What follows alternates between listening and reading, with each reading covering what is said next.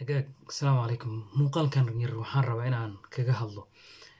problemka ama mashaakisha qofka la soo gudboonaanaya ilaa intee ayay dhaawac u gaarsiin kartaa maskaxdiisa iyo ma ka hortagi kartaa ina bal in yar ifino horta marka ugu horeysa mashaakisha any problem ha noqdo mid family qoys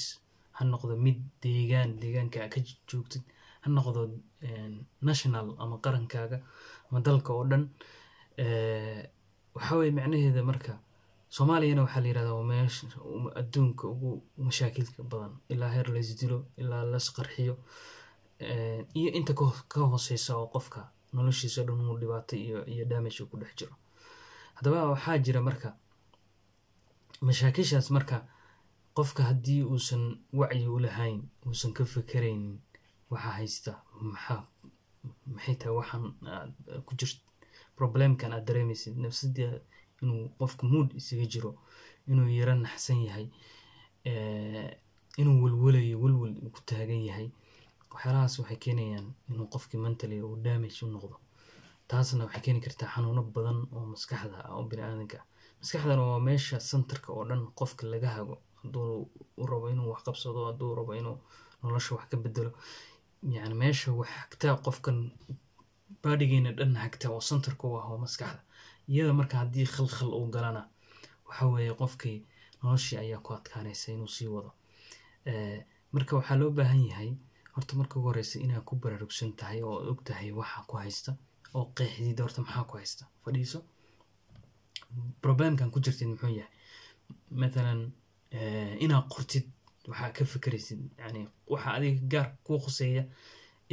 ku saameynaya maskaxdaada saameynaya inaad og tahay deegaankaaga waxa ka dhacaya waa la isdilaya waa la dhacaya waxyaalo xun baa la isku sameynaya kursi baa dhacaya waxaas oo dhan maskaxdaada macnaha ma aqbalayso marka hore yani way dhaawacaysaa marka dambe sidii u socoto oo dad waxa soo baxaya mujtamac dhan oo maskaxiyan somehow damage u gaaray ilaahay adduunka ay leeyihiin Soomaaliya waa meelaha ugu badan oo maskaxiyan qofku uu dhaawacan yahay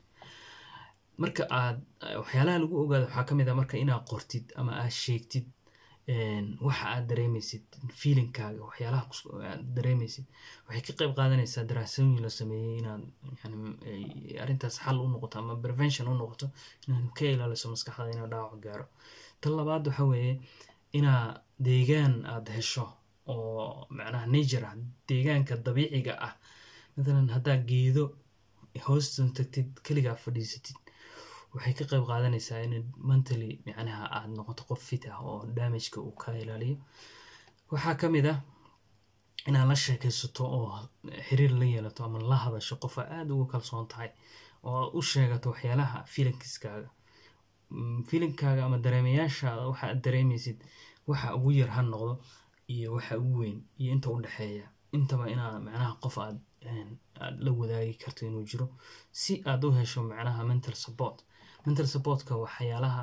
yani maskaxiyan inaad ka hesho in lagu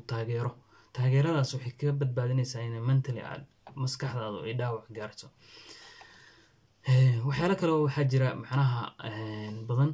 muuqaalad kale ayaan insha Allah uga hadli doonaa waxaan rabaa inaan muuqaalkayga uusan inta ka badan waxaan rajeynayaa inuu dadkeenu noqdaan dad maskaxiyan u caafimaad jir ahaan caafimaad u ah taas ayaa waxay bulsho caafimaad qabta ayaa waxay soo saari kartaa yani wax wanaagsan oo positive ah ka imaanaya laakiin bulsho xanuunsan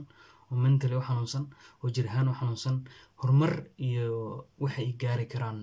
habeeraatay male marka intaan muuqaal kale ku kulmi doono sidaas nabadgelyo